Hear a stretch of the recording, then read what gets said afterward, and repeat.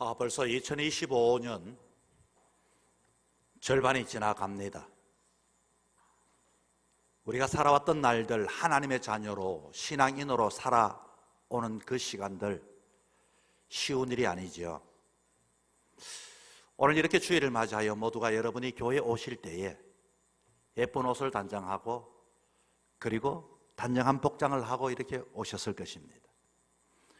이런 겉옷뿐만 아니라 우리의 마음의 옷도 이렇게 또 내가 이렇게 전반기의 시간을 보내고 후반기에 더 나은 삶을 살아갈 것을 마음에 새기고 기대를 하며 오셨을 것입니다. 이렇게 주일날만 되면 예쁜 옷 단정한 옷을 입고 교회를 향하는 우리들의 모습을 보면서 세상 사람들은 말합니다. 아, 저 사람 교회를 다니는구나. 저 사람은 하나님의 사람이구나.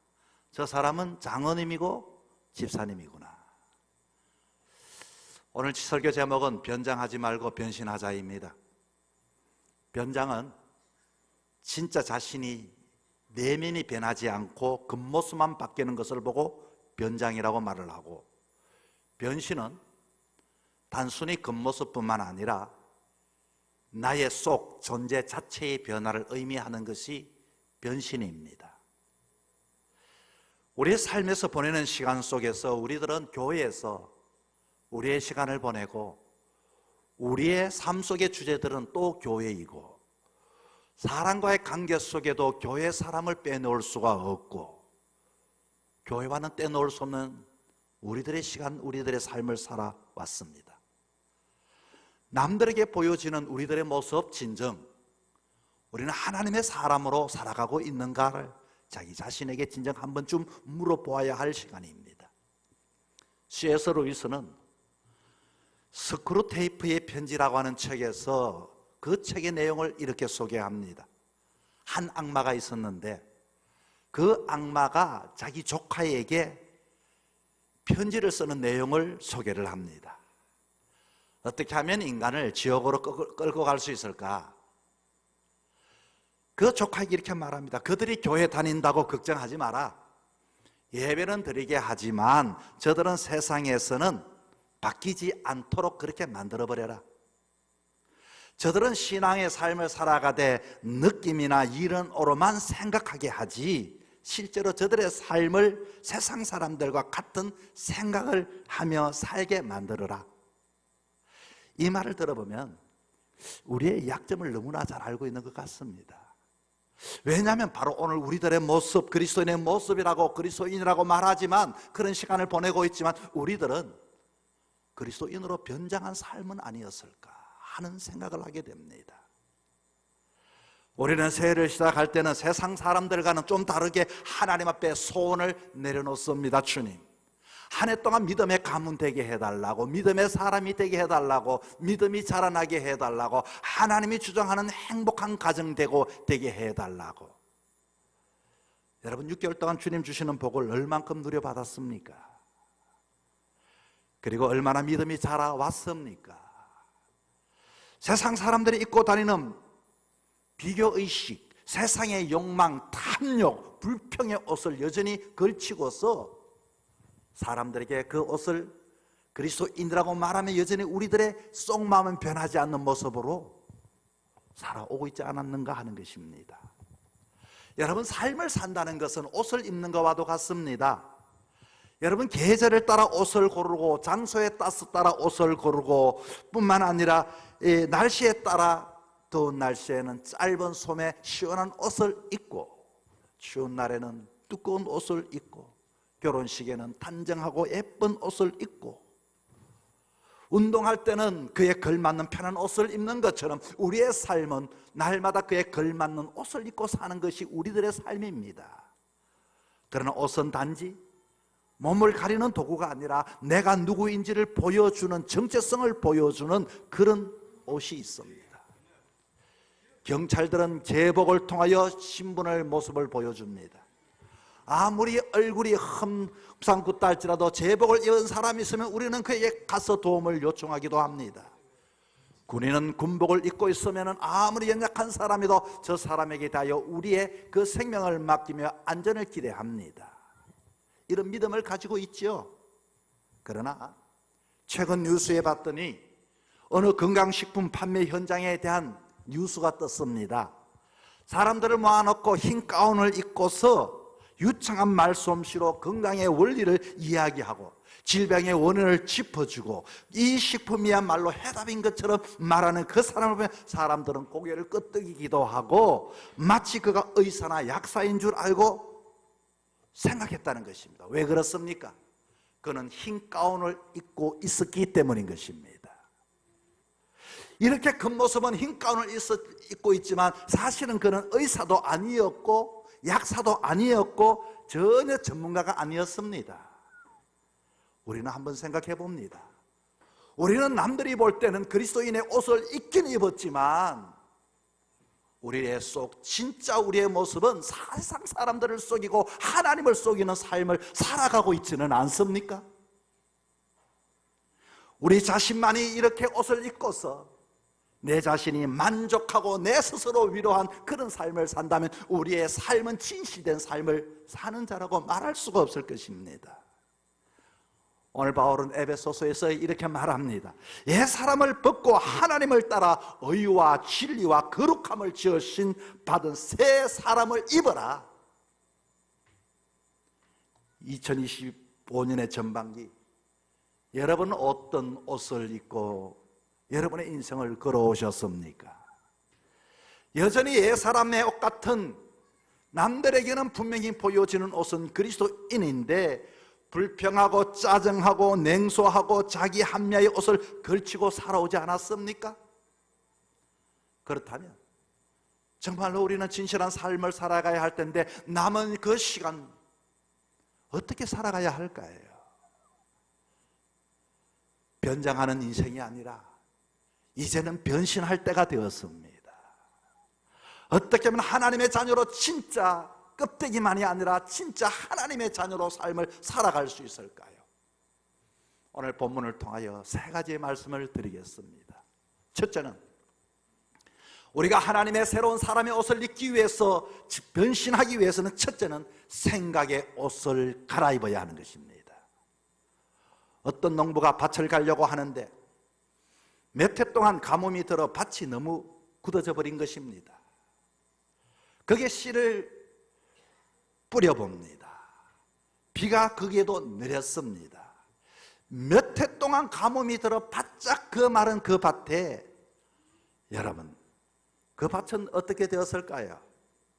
밭은 열매를 맺지 못했고 그 가정은 굶주림에 시달려 했고 이처럼 우리의 마음도 굳어지면은 하나님의 말씀이 아무리 이와 같이 믿음의 씨앗이 뿌려진다 한들 성령의 단비가 내린다 한들 그냥 비가 와도 흡수되지 못하고 근본의 문제는 마음의 밭입니다.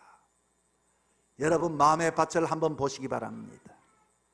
오늘 바울은 이렇게 말합니다. 4장 17절부터 18절에 이제부터 너희는 이방인이 그 마음에 허망한 것을 행함같이 행하지 말라. 그들의 총명은 어두워지고 그들 가운데는 무지함과 그들의 마음은 굳어짐으로 말미암아. 여러분 이게 무슨 말씀입니까? 세상의 생각을 모든 것을 메말라 버렸던 지난날의 그 세상의 생각 가치관을 한번 기경해야지 기경하지 않고 그대로 두면은 아무리 좋은 씨앗이 내린다 할지라도 비가 내린다 할지라도 스며들 수가 없다는 겁니다. 옛사람을 그대로 두면 오늘 본문은 말합니다. 마음이 허망해진다. 총명이 어둡고 마음이 굳어진다. 세 가지를 이야기합니다. 이들의 마음과 생각이 왜 허망해집니까? 세상의 소리로 가득 채워진 과거의 그 마음이 이 마음이 새 옷을 입지 않으면은 늘 채우고 아무리 채워져도 마음은 허망해질 수밖에 없습니다. 마치 세상이 천지가 창조되어졌을 때 여전히 거기에 공허했던 인생 생명의 예수 그리스도를 품어내지 못했더니 아무리 이 세상의 것들을 채워도 있어야 할 것이 없으면 우리는 뭔가 허망하고 뭔가 채워지지 않는 탐욕의 삶을 살아갈 수밖에 없습니다. 다시 본문에 보니 그들은 총명이 어두워졌다. 그들의 마음은 굳어짐으로. 총명이 어두워졌다. 여기 총기가 떨어졌다는 말입니다. 판단력이 없어져 버립니다.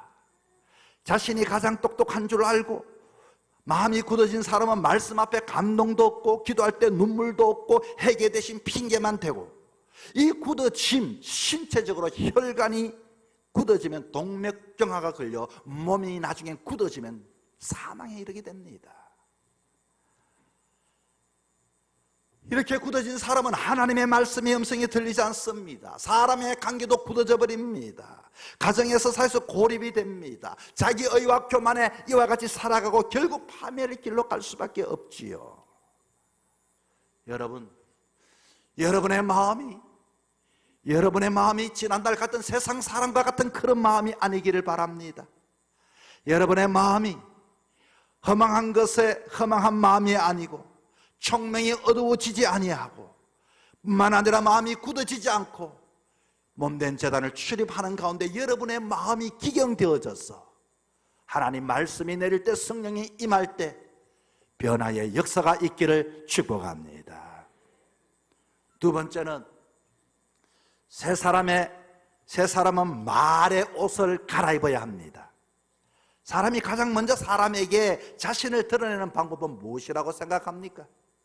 사람이 사람을 만나서 대화를 하면은 화려한 옷이나 멋진 행동일 수도 있지만 가장 빠르고 직접적으로 그 사람에 대하여 평가하는 것은 그 사람의 말을 들어보면 압니다. 우리가 그리스도를 영접한 새 사람이 되었습니다. 하나님의 자녀가 되었습니다.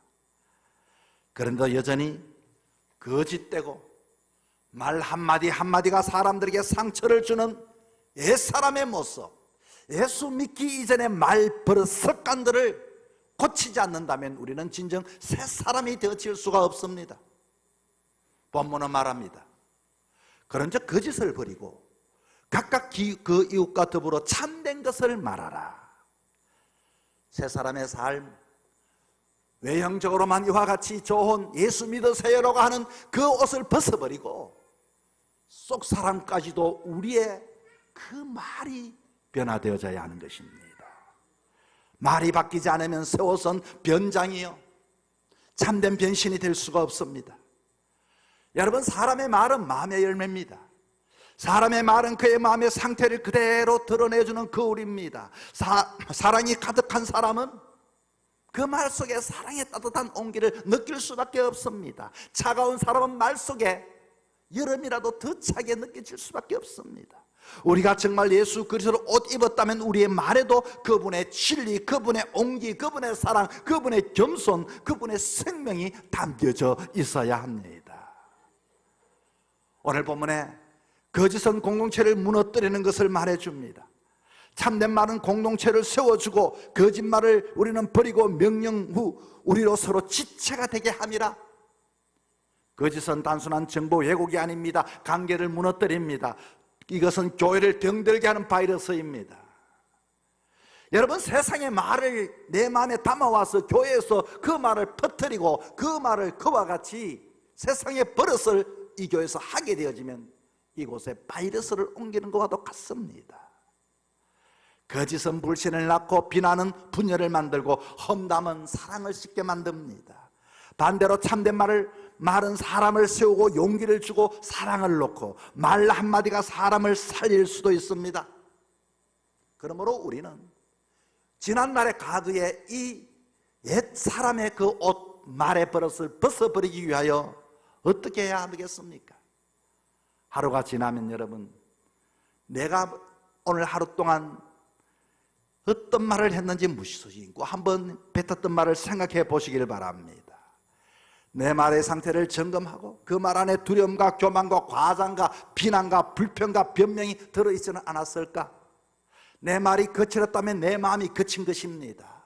내 말이 힘들다면 내 인생이 힘든 인생을 지금 살아가는 것입니다. 말의 죄를 하나님께 회개해야 합니다. 주님, 제 입술이 저도 모르게 무의식적으로 사람에게 상처를 주었습니다. 내 입술을 성령께서 정말로 하루의 숯불로 잎을 찢어달라고 했던 이사야처럼 주님 앞에 우리들의 입술이 새롭게 변화되어져야 하는 것입니다. 하나님의 말씀으로 내 입을 재설정해 주십시오. 나는 하나님의 사람입니다. 내가 말할 때마다 영혼이 위로를 받고, 내가 말할 때마다 사람이 시험을 받고, 내가 말할 때마다 사람에게 용기를 줄 수 있는, 축복을 베풀 수 있는 그와 같은 하나님을 증거할 수 있는 입술 되게 하여 주옵소서. 말이 새로워질 때 우리는 진짜 새 사람이 될 수 있습니다. 우리가 다른 나라에 가면 가장 먼저 배우는 것은 은혜입니다. 여러분, 그 다른 나라에서 우리가 그 나라의 언어를 못하고 소통을 못하면 참 사람 취급받지를 못합니다. 앞에서 듣기는 듣지만 이와 같이 사기를 당할 수도 있습니다. 말은 인생의 열쇠입니다. 우리 그리스도인들은 정말로 하나님과 소통하는 그 언어를 끊임없이 배워야 하고, 뿐만 아니라 저들에게도 마치 내 인생의 그 좋은 말을 통하여 저들의 마음을, 문을 열어줄 수 있는 그와 같은 언어를 사용해야 하는 것입니다. 하나님은 말씀으로 천지를 창조하셨습니다. 예수님은 이 땅에 병든 자에게 너 믿음이 너를 구원했다고 말씀으로 저들에게 생명을 치료해 주시고 고쳐 주셨습니다. 우리는 여러분 말씀을 통하여 저들에게 복음을 전하며 저들을 세워주는 새 사람의 삶을 살아가는 시간들이 되기를 축복합니다. 세 번째는, 새 사람은 태도의 옷을 갈아입어야 합니다. 어떤 분이 명품 옷을 이렇게 입었습니다. 누가 봐도 참 고급 브랜드예요. 너무 재질도 좋고 디자인은 멋져 보입니다. 그런데 그는 그 옷이 자랑스러워 사람들 앞에 알아봐 주기를 원했지만 사람들은 그에 대하여 칭찬하지 않았습니다. 아무리 그의 옷을 부러워하지도 않았습니다. 왜냐하면 그의 표정, 일그러진 말투는 거칠고 행동과 태도가 상대에게 불쾌감을 주었고 그 옷에 어울리지 않았다라고 생각했기 때문입니다. 무엇을 말합니까? 하나님은 저와 여러분에게 의의 옷을 입혀주셨습니다. 하나님은 저와 여러분에게 자녀의 옷을 입혀주었습니다. 우리에게 예수의 이름을 명찰을 붙여주었습니다. 너는 내 자녀다. 그 옷은 세상에 흉내낼 수 없는 너무나도 소중한 영광이요 우리의 정체성을 보여주는 옷입니다. 그런데 우리가 그 옷을 입고서 삐뚤어진 태도와 냉소적인 말투와 용서하지 못하는 마음을 가진다면 세상 사람들이 무엇이라 말하겠습니까? 저 사람도 예수 믿나? 진짜 옷은 몸에 맞게 입을 때 더 빛이 납니다. 복음의 옷도 삶의 태도와 관계의 열매로 드러날 때 비로소 사람의 눈에 역시 저 사람은 저 사람이 입으니 옷이 더 태가 나는구나. 에베소서 4장 31절 32절에 말합니다. 너희는 모든 악독과 노함과 분냄과 떠드는 것과 비방하는 모든 악의와 함께 버리고 서로 친절하게 하며 불쌍히 여기며 서로 용서하기를 하나님이 그리스도 안에서 너희를 용서하신과 같이 하라. 옛사람의 감정의 6가지를 말합니다. 악독, 노함, 분냄, 소란 피우는 뜨듬, 비방, 악의. 여러분, 이것은 단순한 감정이 아닙니다. 관계를 무너뜨리는 감정입니다. 태도입니다. 비아냥거리고. 하나님의 자녀는 이런 옷을 벗어버리고 입어야 할 3가지 옷이 있다고 합니다.